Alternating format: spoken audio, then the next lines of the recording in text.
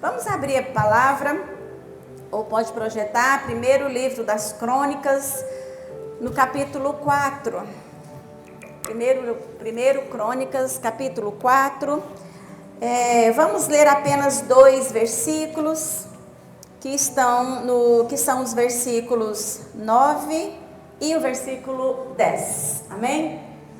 Que diz assim: E foi Jabes mais ilustre do que seus irmãos, e sua mãe chamou o seu nome de Jabes, dizendo: Porquanto com dores o dei à luz. Porque Jabes invocou o Deus de Israel, dizendo: Se me abençoares muitíssimo, e meus termos ampliares, e a tua mão for comigo, e fizeres que do mal não seja afligido.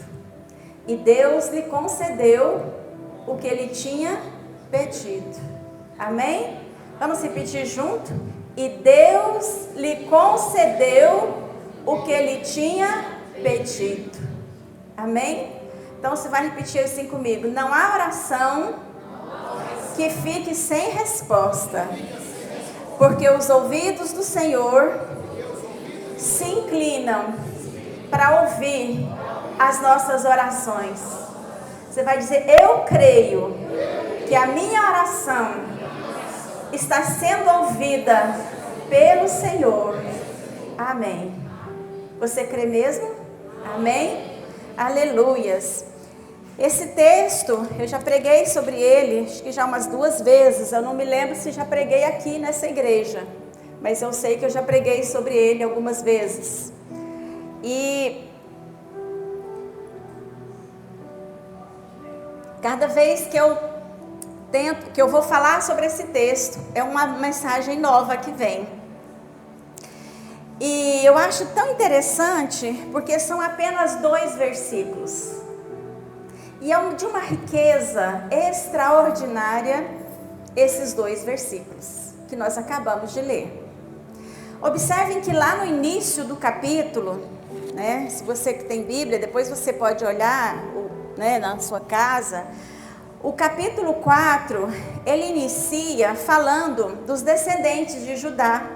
E ele vem falando uma série de nomes aqui. O escritor das crônicas vem falando os filhos de Judá. Aí vem Pérez, Esrom, Carmi, Ur, Sobal e Reaías, filho de Sobal, gerou a Jaate.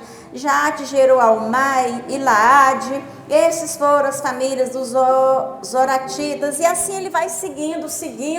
E ele está naquela ênfase, contando quem veio após quem gerou quem, para falar dessa descendência de Judá. E de repente ele para tudo.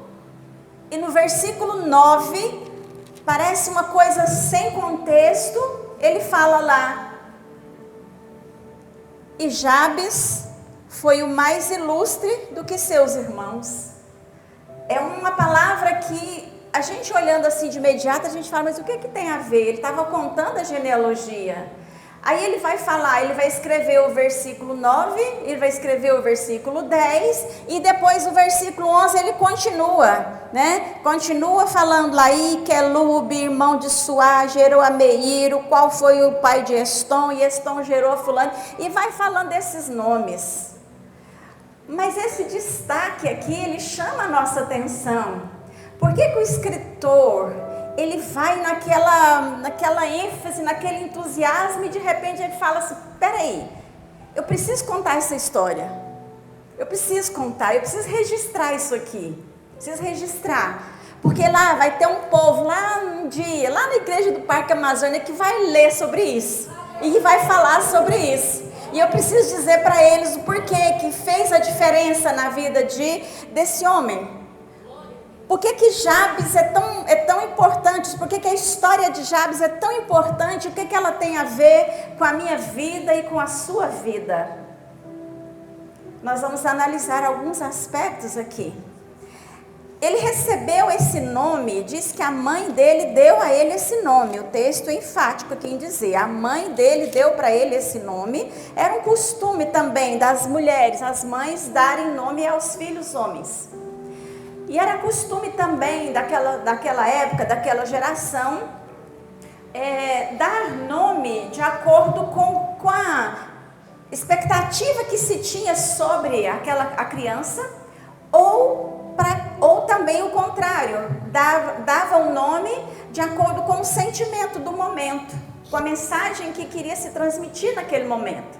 A gente vai ver lá os filhos de Isaías receberam nomes relativos a situações, né? Outros tiveram seus nomes mudados, mas o texto aqui vai dizer que a mãe de Jabes deu esse nome a ele, porque esse nome significa aquele que causa dor. Jabes significa isso, aquele que causa dor.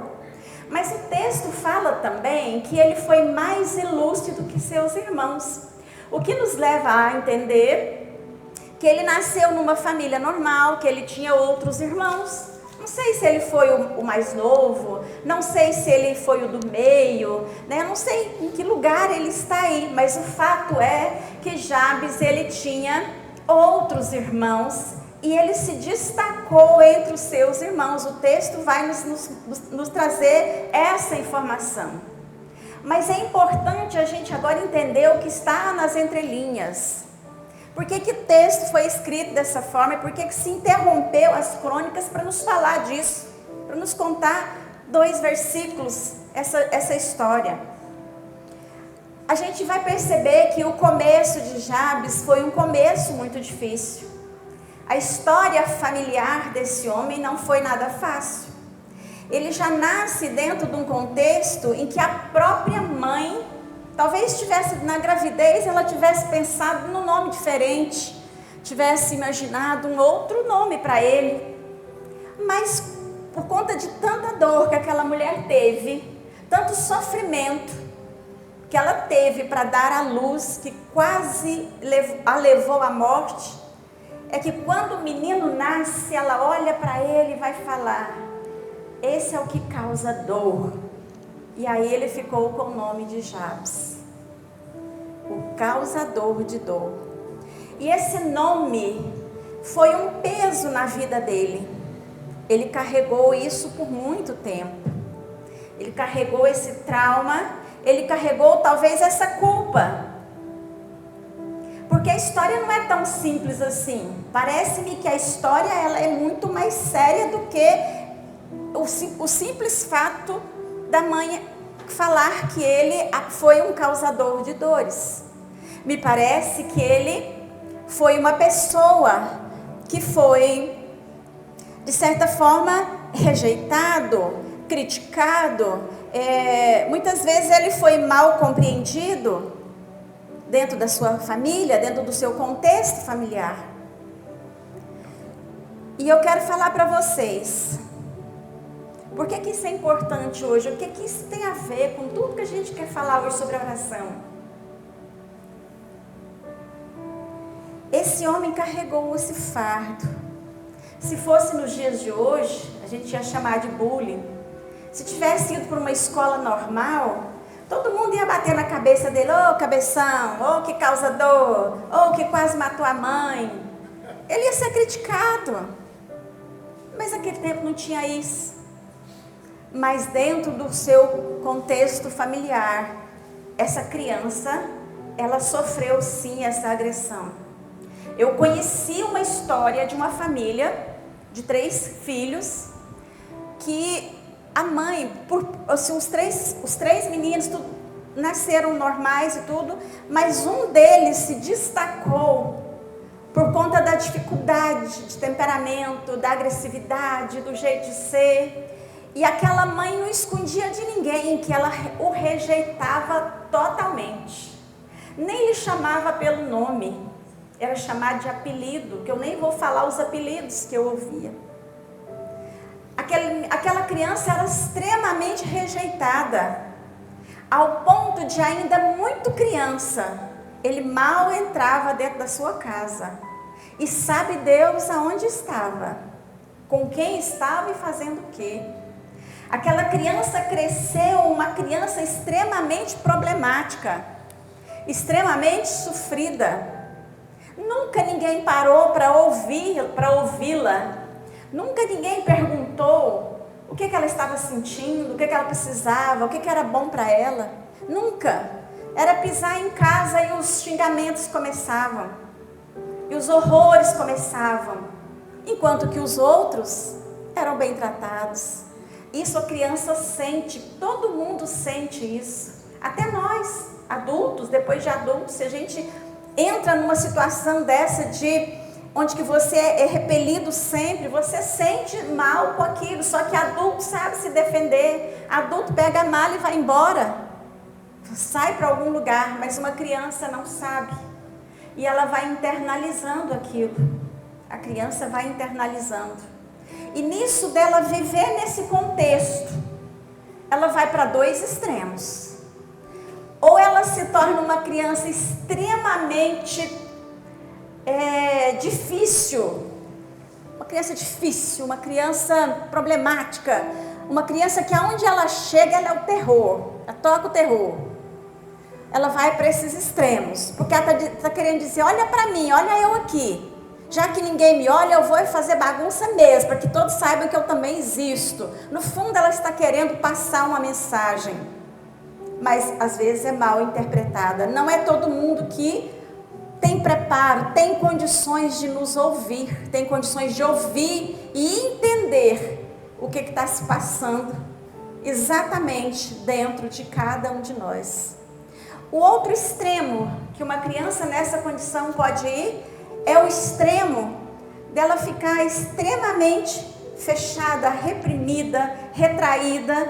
Fica aquela criança que cabeça baixa, envergonhada, dificuldade para aprender as coisas, não conversa com ninguém, não faz amizades. Ela vai crescendo para dentro. O seu crescimento não aflora. Ela não mostra, ela não tem uma identidade para se revelar. O mundo vai crescendo para dentro, vai se tornando uma bomba relógio, vai se tornando uma pessoa que pode ser extremamente perigosa, porque tudo que você não consegue administrar, tudo que você não consegue resolver, na hora certa, cedo ou tarde, aquilo vem e você tem que resolver. Vai chegar uma hora de um acerto pessoal e particular. E Jabes estava vivendo isso, eu não sei que tipo de pessoa que ele se tornou.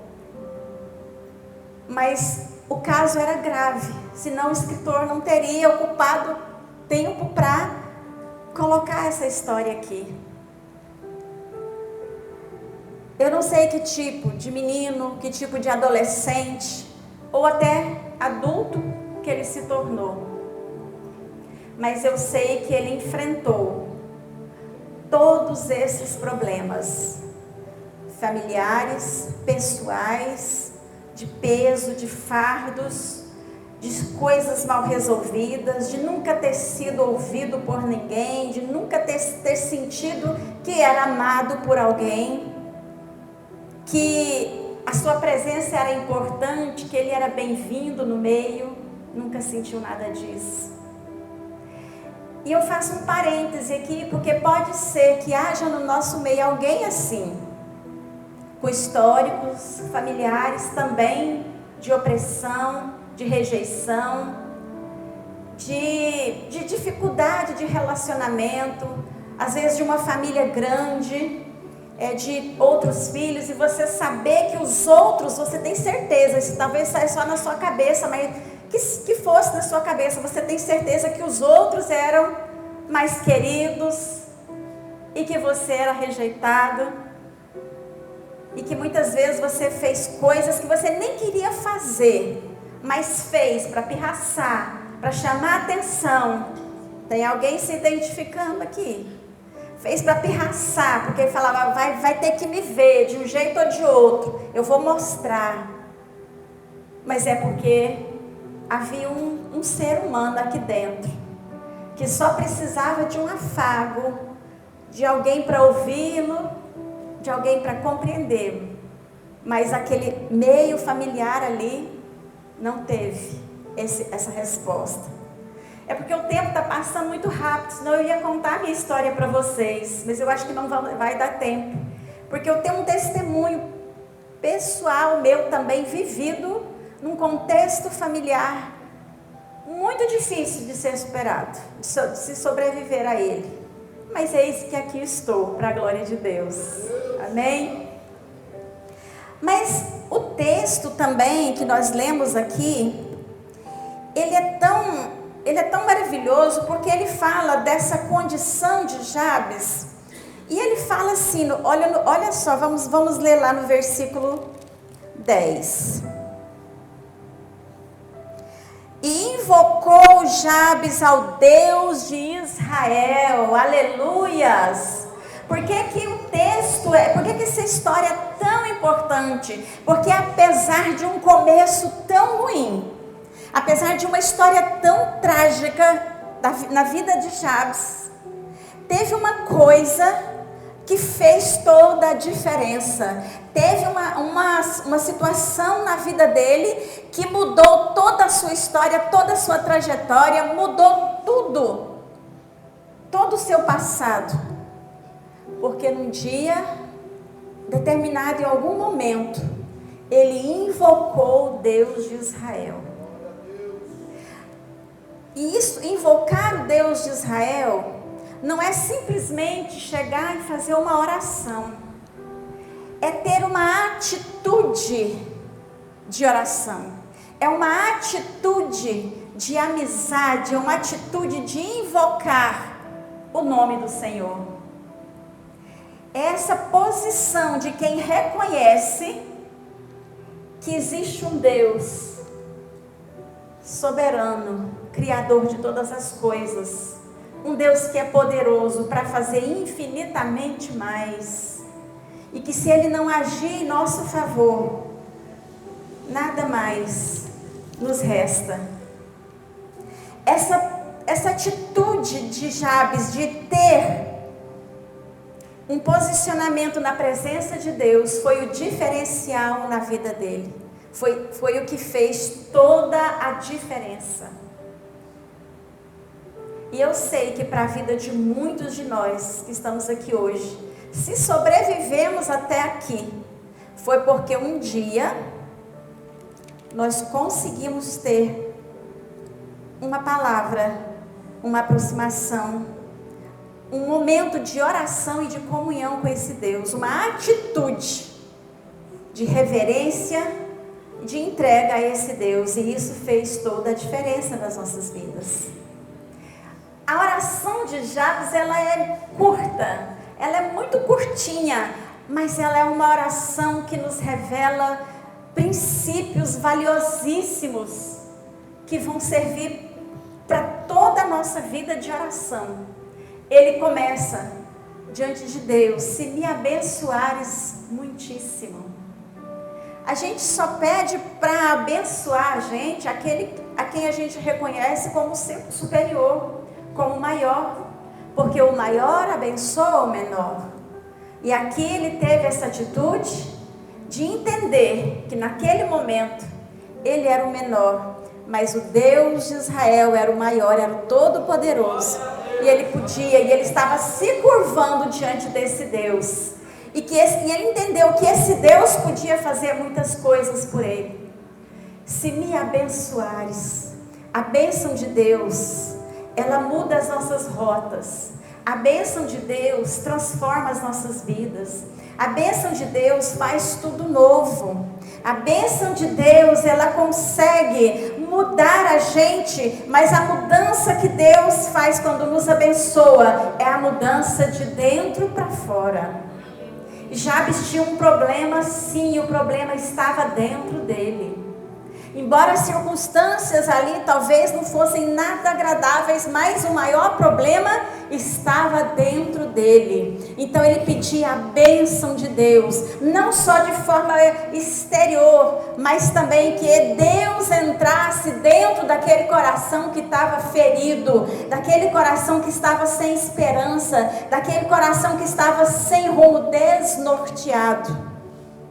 E Deus trabalhou em seu interior. Deus trabalhou lá no íntimo do coração dele. Porque é isso que a bênção de Deus faz conosco. Quem diz que está buscando a Deus, mas continua perturbado no seu interior, é porque ainda não se curvou verdadeiramente diante de Deus. Entenda isso, meus irmãos, nessa noite. E olha que tem muito crente perturbado, confuso. Tem muito crente ainda que está totalmente desnorteado. É porque ainda não deixou que a bênção do Eterno, o Deus de Israel, fizesse uma reviravolta no seu interior.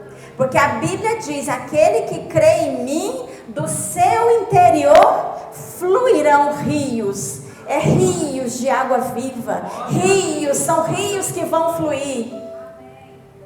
Do seu interior vai sair paz, alegria, esperança, regozijo.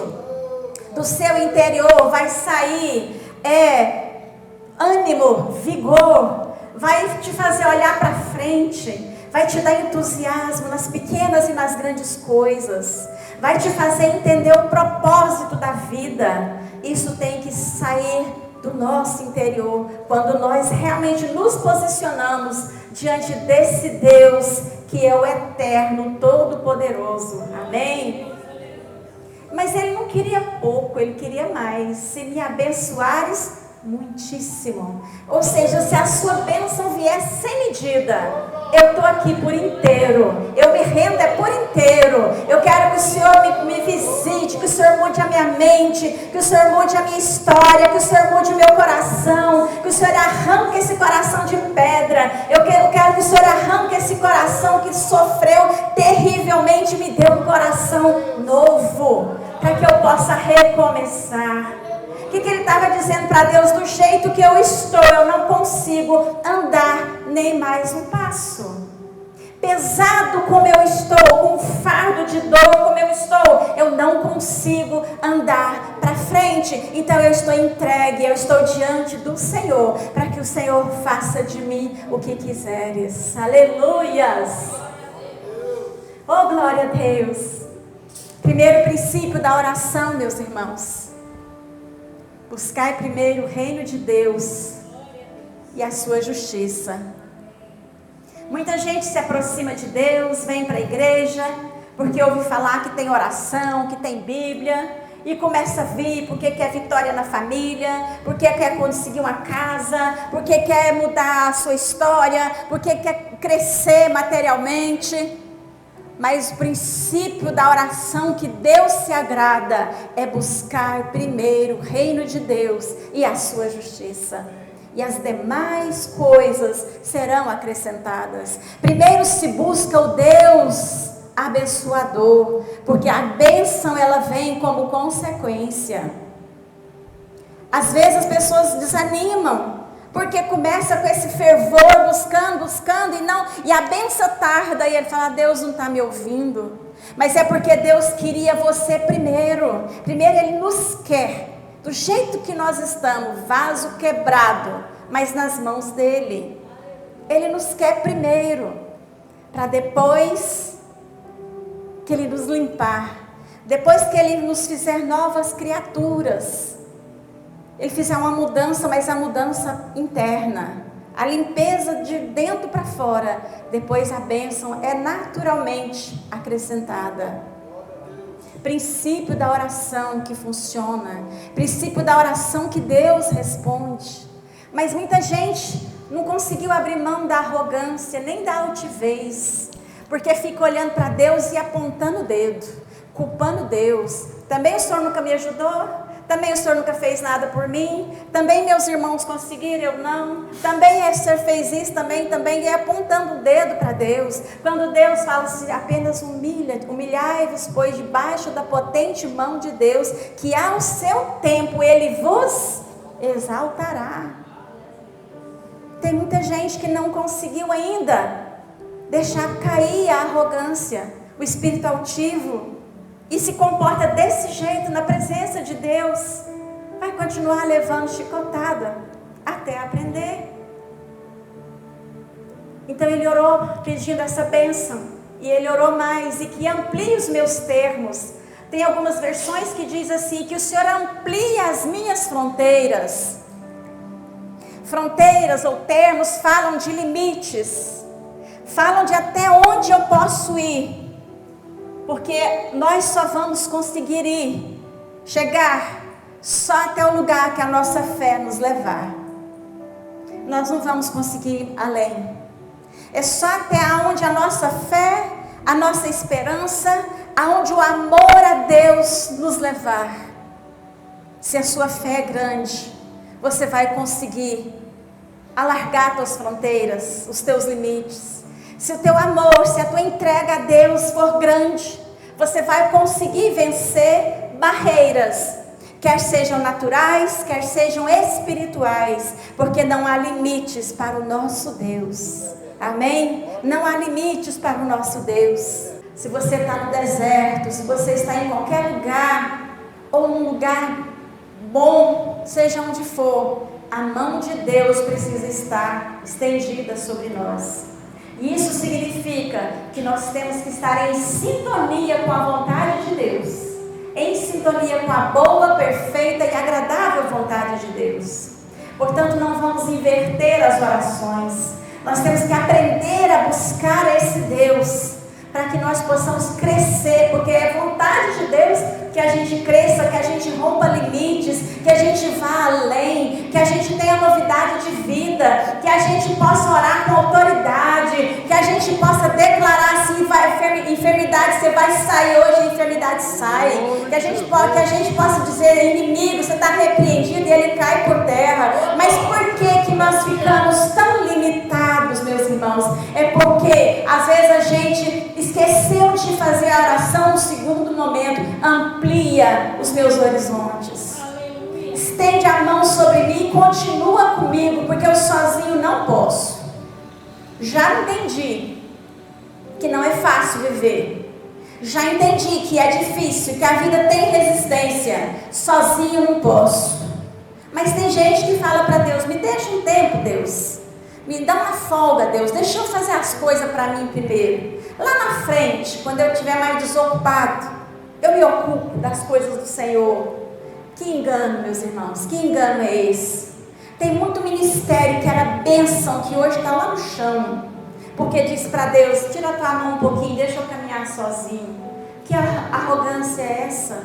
Quem nós somos para dispensar a mão de Deus? Se Ele que tem o comando de tudo nas suas mãos, tudo está debaixo das mãos de Deus, tudo obedece ao comando de Deus, quer queiram, quer não, estão debaixo da mão de Deus. Aleluias! E Ele ora mais, que a tua mão vá comigo. E se o Senhor fizer que do mal eu não seja afligido. Como é aquela oração do Pai Nosso? Mas livrai-nos do mal. Amém. A oração que Jesus ensinou segue todos os princípios. E se você observar o Pai Nosso desde o começo, ele começa engrandecendo: Pai que está no céu, santificado seja o teu nome. E ele vai orando, vai orando. Ora pela cura interior, ora pela cura dos relacionamentos. Jesus vai ensinando isso. E depois ele ora dizendo, né, que eu não seja, que do mal eu não seja afligido. Jacques orou dessa forma. Jesus fala, mas livrai-nos do mal, porque o mal é uma realidade, ele existe. A Bíblia diz isso, que o inimigo está ao nosso derredor, procurando em todo momento a quem possa tragar. Dá uma vacilada e ele te dá uma rasteira, né? Por isso que muitas vezes nas situações difíceis da vida, a gente é tentado mesmo a esmorecer. Numa prova muito grande, a gente quer olhar para Deus e dizer assim, não quero mais. Sabe, irmãos, a gente precisa orar para que nesses momentos difíceis a gente não venha enfraquecer, fraquejar. Para que no momento da prova a gente passe por ela dando glória a Deus. Dando glória a Deus, porque vai ser apenas um momento de aprendizado. Se Deus nos der vitória aqui, curar nossas enfermidades, mudar tudo, aleluias, mas se Ele não fizer isso, o nosso nome já está escrito no livro da vida. Amém? E eu fiz questão de falar sobre esse texto hoje, porque nós também começamos um projeto aqui na igreja, os alvos de oração. E nós começamos esses alvos de oração orando por cura de enfermidades. E Deus me fez pensar sobre essas enfermidades. Se a gente for perguntar, que acho que todos nós aqui, sem exceção, estamos enfrentando problemas de enfermidade. Você tem fé suficiente para Deus reverter isso? Você tem fé? Você crê que Deus pode mudar isso na sua vida? Faça aliança primeiro com o Altíssimo. Faça uma aliança com Ele de fidelidade. E as outras coisas o Senhor vai mudar. Nós fizemos também, colocamos nesse alvo de oração, para que a igreja seja preparada para exercer um discipulado eficiente, para que ela possa ser cheia do poder de Deus para evangelizar, para que ela não fique presa entre quatro paredes, mas que a nossa vida também seja uma pregação do Evangelho, que nós sejamos crentes fiéis, crentes que não olhem para trás, não esmorecem, que nós colocamos também para que nós tenhamos ousadia para enfrentar os desafios do presente século, que não são poucos, apostasias, heresias, falsas doutrinas, né? E tantas outras coisas que estão assim expostas por aí, nas quais nós somos expostos todos os dias. Mas nós precisamos dessa ousadia para enfrentar as forças do mal e sabedoria para saber dar a resposta certa. Que nós não venhamos a ter preguiça de conhecer esse Deus. Conheçamos e prossigamos em conhecer o Senhor. O crente não pode estacionar na sua vida espiritual e achar que ele já sabe o suficiente, que ele já tem estoque suficiente para chegar no céu. Tem não, irmãos, não temos. A nossa vida precisa se renovar todos os dias em Deus. Temos que ter esse tempo para Deus. Por isso que nós colocamos meia hora, uma hora, porque a gente sabe que tem pessoas que não conseguem se organizar, não conseguem orar 15 minutos.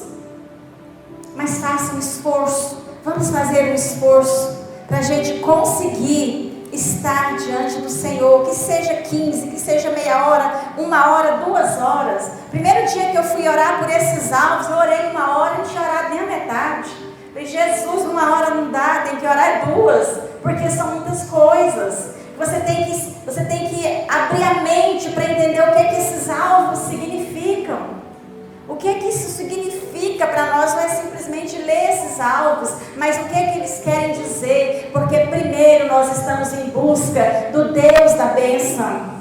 Primeiro nós estamos atrás de ter uma experiência maior com Ele. E o segundo momento, nós vamos orar no outro momento, nesse mesmo ritmo do relógio. Aí nós vamos orar pela sua vida material, para você ter prosperidade, para Deus abrir portas de trabalho, para Deus te abençoar no sentido financeiro, econômico, profissional, para Deus te abrir essas portas, mas primeiro, o reino de Deus.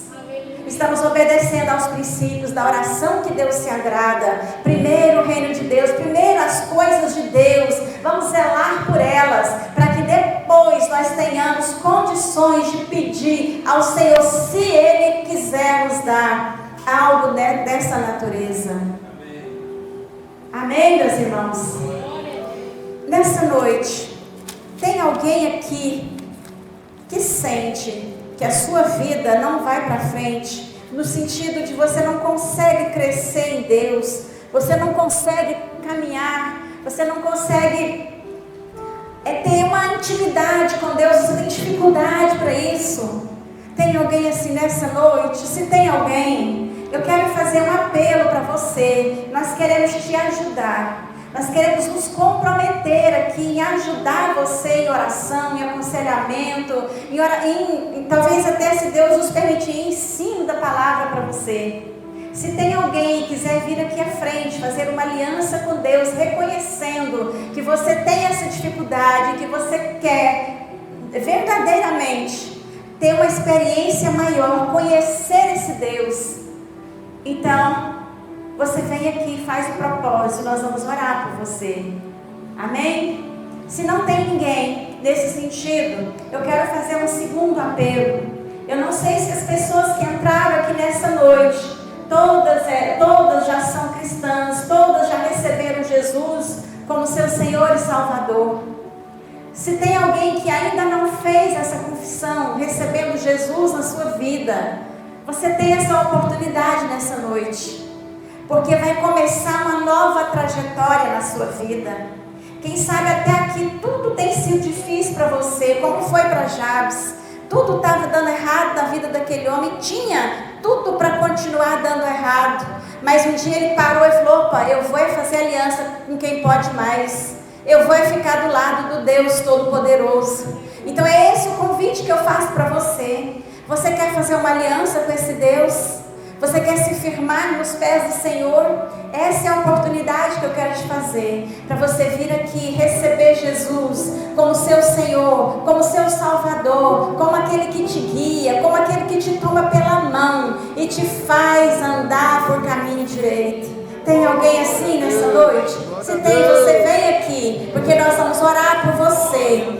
Se não tem ninguém assim, eu quero fazer um terceiro apelo nessa noite, porque hoje é noite de bênção, hoje é noite de milagre, hoje é noite de poder de Deus nesse lugar, amém? Então eu quero fazer um terceiro apelo para você, você que está longe da casa do Senhor, você que um dia já serviu, já caminhou com Deus, já cantou, quem sabe até já pregou, um dia você esteve assim, aliançado mesmo na obra de Deus, mas se encontra distante. Por algum motivo, você se encontra distante da casa de Deus. Eu quero fazer um apelo hoje para você se reconciliar com o Senhor, para você se entregar para Ele novamente, para você depositar a sua vida, a sua esperança no altar do Senhor, e Ele vai mudar a sua história. Tem alguém nessa noite que quer fazer isso? Quer voltar para os caminhos do Senhor? Amém? Vem, minha amada, você pode vir aqui. Aleluias, glória a Deus. Eu sei que tem mais pessoas nessa noite, porque hoje é noite de libertação. Hoje é uma noite que Deus vai dizer para você: a tua história foi assim até hoje, mas a partir de hoje tem um Deus que cuida de ti. A partir de hoje tem uma mão poderosa que te segura e te leva por caminhos por onde você nunca imaginou passar, porque as promessas de Deus não falham, elas são eternas, são poderosas. Aleluias. Pode vir, eu sei que tem mais alguém nessa noite que precisa dessa aliança, que precisa desse comprometimento diante de Deus e dos homens. Nós chamamos aqui na frente, não é para humilhar você, não é para expor você, mas é para que todos saibam que você está dando um passo diante de Deus e dos homens, e isso vai quebrar barreiras, isso vai quebrar trancas, isso vai quebrar ferrolhos, isso vai mudar a tua história, em nome de Jesus. Mais alguém venha para aqui, para frente, para nós orarmos por você. Aleluias, glória a Deus, oh aleluia Jesus. Vamos ficar de pé para nós orarmos pela irmã Janete. E eu sei que Deus tem coisas tremendas na vida dessa mulher. Deus tem algo grande para entregar. Deus vai ampliar os teus termos, os teus horizontes, as tuas fronteiras. A tua fé será renovada e o Senhor vai colocar um cântico novo na tua boca, para a glória do nome dEle, porque Ele não despede de mãos vazias aquele que se chega para a presença dEle. Estende a tua mão agora para a irmã, estende as tuas mãos sobre essa vida e abençoa ela, e declara sobre ela a vitória, essa vitória que Jesus conquistou na cruz.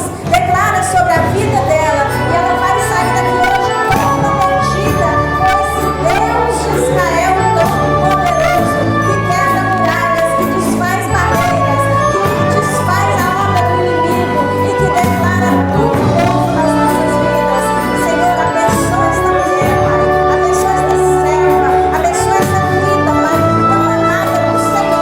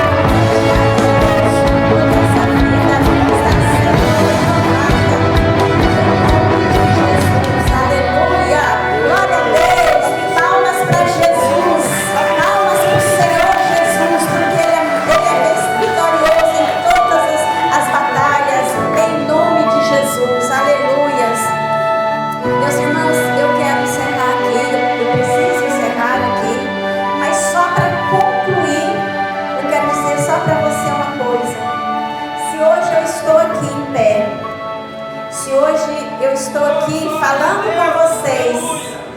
Eu nasci lá no meio da roça, de famílias desestruturadas, rejeitada por pai, por mãe e por família, criada de uma casa para outra, levando chicote e taca de um e de outro, apelido e nomes feios de todo lado. E todo mundo dizia, não vai dar nada. Todo mundo torcia para a minha derrota. Mas um dia eu olhei para Jesus e falei, Senhor, não precisa ser assim. Eu sei que eu tenho um Pai, porque a oração que eu aprendi de criança diz, Pai nosso que estás no céu. Então não é pai do outro, ele é meu também. E eu abracei esse Pai. E ele me abraçou. E ele me alargou as minhas fronteiras. E para a glória de Deus, assim mesmo andando, só segurando na mão de Jesus, eu posso dizer que ninguém